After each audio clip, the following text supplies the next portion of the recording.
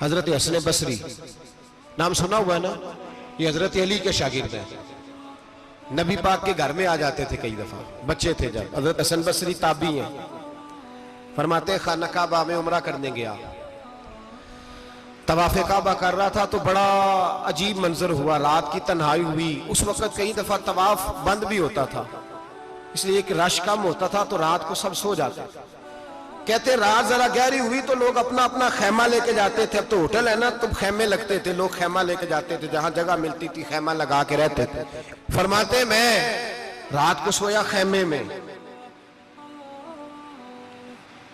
ایک دردناک آواز آئی، میٹھی ہے دھیمی ہے پر درد بڑا ہے۔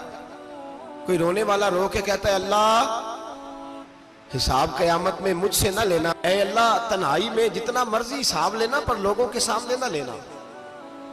اور پھر کہتا ہے اللہ فضل تو تب کرے جب تو میرا حساب پوچھے ہی نہ۔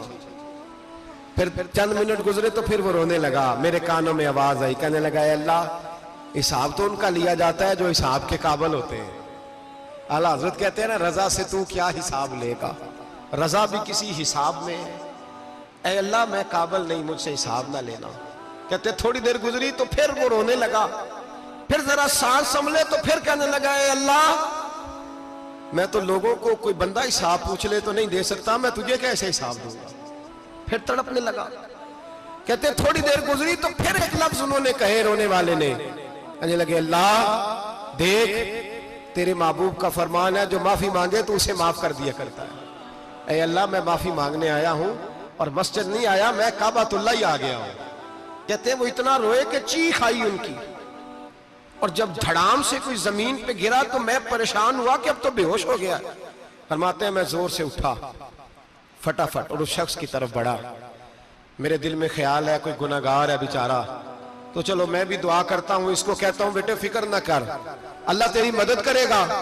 فرماتے ہیں میں گیا اس نیت کے ساتھ کہ میں کہوں گا چلو اٹھو تم بھی دعا کرو میں بھی کرتا ہوں، اللہ ہم سے حساب نہ پوچھے۔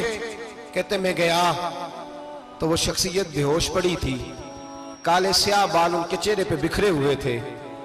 کہتے ہیں لوگو جب میں نے زلفیں ہٹائیں چہرے سے تو میرا وجود کانپنے لگا آسمان ٹوٹ پڑے گا، زمین پھٹ جائے گی، ستارے بکھر جائیں گے، آج بہہ جائیں گے سمندر۔ فرماتے ہیں میری چیخیں نکل گئی، یہ کوئی گناہگار تو نہیں، یہ تو حضرت فاطمہ کے پوتے امام زین العابدین ہے، یہ تو امام حسین کا وہ بیٹا ہے جو کربلا میں تنہا بچے تھے۔ فرماتے ہیں میں امام کا چہرہ دیکھا تو بھاگ کے آیا اور میں نے اپنی داڑھی ان کے پیروں کے ساتھ مس کی اور میں نے کہا حضور اٹھئے۔ امام اٹھے تو میں نے کہا او شہزادے تیرے تو اشارے سے اللہ کئی گناہگاروں کو بخشے گا، تیری تو دعا سے اللہ بخشے گا، یہ کیا کر رہے ہو؟ تو امام زین العابدین کہنے لگے حسن بصری ادھر آ یار، ادھر آؤ بزرگو، میرے دادا کے پاس رہنے والے ہو، میں نے نا آج ہی سنا ہے کہ اس کا عذاب بڑا سخت ہے، آؤ میرے لیے دعا کرو اللہ پاک مجھ سے حساب نہ پوچھے۔ کہا حضور نہ کریں۔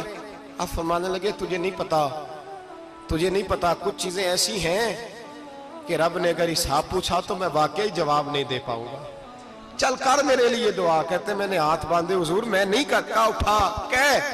فرماتے میں نے ہاتھ اٹھائے، میں نے کہا اے اللہ تیرے رسول کا شہزادہ ہے، یہ تیرے رسول کا شہزادہ ہے، یہ کہہ رہا ہے تو فضل کر۔